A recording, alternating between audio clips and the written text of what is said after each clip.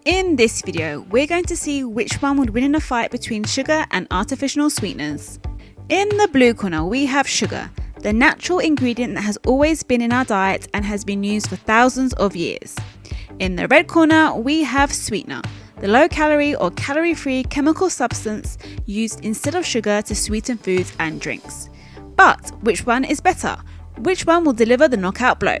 Stay tuned to find out.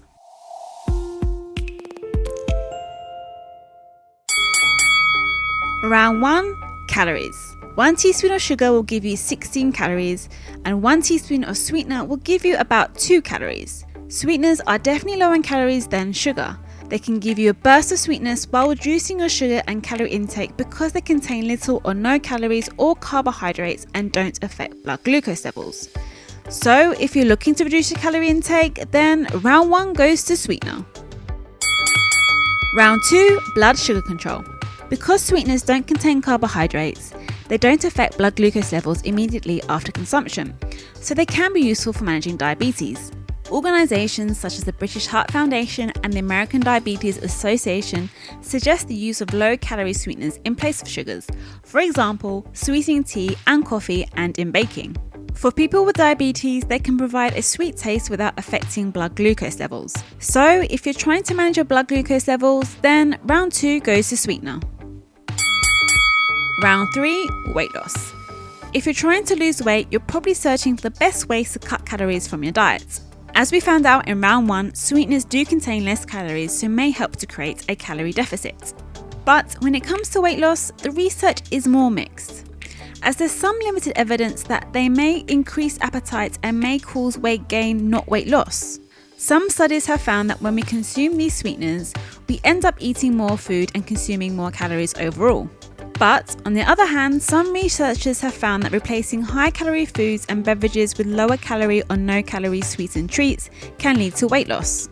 If you currently eat a lot of foods with sugar, swapping them for foods with artificial sweeteners may be a reasonable first step. This process may help you become more thoughtful about your food choices and more careful about your meal planning. They might actually help you cut back on using sugar, for example in tea or having fizzy drinks. But ultimately, you need to reduce the total sweetness of your diet if you want to readjust your taste in the long term. Artificial sweeteners can help with weight management, but they aren't a magic bullet and should be used only in moderation.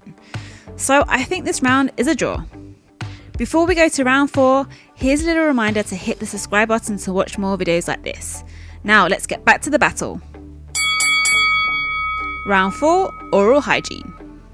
Dental decay occurs by the presence of bacteria in plaque and acidic byproducts resulting from bacterial breakdown of sugars. Sweeteners are not cariogenic, meaning they're not fermented by bacteria in the mouth as sugars are and therefore do not promote tooth decay, so it may help to preserve your pearly whites. EFSA, that's the European Food Safety Authority, has concluded that the consumption of sugar-containing foods and drinks can increase the likelihood of tooth demineralization, and that the consumption of food and drinks containing low and no calorie sweeteners or sugar replacers instead of sugars may maintain tooth mineralization.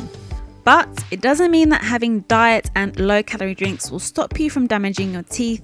They still contain food acidulants, phosphoric acid and citric acid that can cause dental erosion. So it seems sweeteners are certainly better for our teeth. Round 4 goes to sweeteners. Round 5. Safety. There has been and continues to be some bad publicity and controversies about certain artificial sweeteners. All non-nutritive sweeteners used in foods in the EU have to undergo rigorous safety testing before being approved by the European Commission. Food ingredient manufacturers have to provide evidence from safety studies showing that the sweetener in question doesn't cause any adverse effects including cancer, doesn't affect reproduction, doesn't cause allergic reactions, and isn't stored within the body or metabolized into other potentially unsafe products. Before sweeteners can be added to food in Europe, the European Food Safety Agency, so that's EFSA, have to approve their use. This is a rigorous process, so you can feel confident that they are safe to eat. As part of the approval process for each sweetener, an acceptable daily intake, so that's ADI level, is set.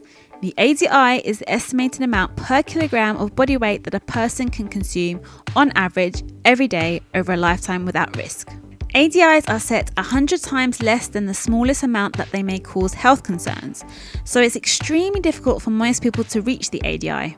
With these checks, the current levels of intake of artificial sweeteners in the UK are safe. Although people with phenylketonuria, a rare metabolic disorder, are advised to avoid sweeteners containing aspartame. Sugar is generally safe, but there's no health advantage to consuming any particular type of added sugar. Consuming too much sugar can lead to health problems such as tooth decay, weight gain, heart disease, and type 2 diabetes. Everyone should moderate their sugar intake for optimal health. Moderation is key for both sweeteners and sugar, so this round is a draw. Round 6, the final round, cooking. Artificial sweeteners come in granules, tablets, or liquid form. Most of them can be used in cold and hot foods, but not all can be used for cooking. Aspartame used in canned oil loses some sweetness at a high temperature. Sucralose used in Splenda can be used in cooking and baking. Only small amounts of artificial sweeteners are needed as they are intensely sweet. Naturally sourced calorie-free sweeteners made from stevia plants, for example, Truvia and stevia, are 200 to 300 times sweeter than sucrose, so that's sugar, and are heat stable, so can be used in cooking and baking. So you just need to choose the right one for your cooking use. The fact that there are sweeteners available for cooking and can provide the sweetness without the added calories, then I think this round goes to sweeteners. And the winner is, well, it looks like sweetener won most of the rounds. But it comes down to personal choice whether you decide to use sweeteners or not. If you decide to use sweeteners but you're unsure, check labels and ingredients on food packaging, as this can help you make informed choices. We all know we need to eat a healthy, balanced diet that's low in saturated fat, sugar, and salt to keep our weight, cholesterol, blood glucose, and blood pressure in check. Sugar is a type of carbohydrate, and because all carbohydrates affect blood glucose levels, reducing your sugar intake can help to keep blood glucose levels under control. As sugar contributes no nutritive value apart from carbohydrates and calories, it has empty calories, and so it's not good if you're looking to manage your weight.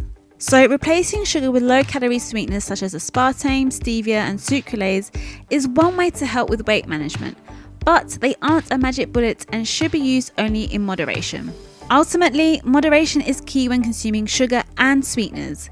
Keep in mind that processed foods, which often contain sugar substitutes, generally don't offer the same health benefits as whole foods such as fruits and vegetables. Also, food marketed as sugar-free isn't calorie-free, so it can still cause weight gain. If you enjoyed this video, hit the subscribe button to watch more videos like this. Remember, enjoy food and stay happy and healthy. Catch you on the next one.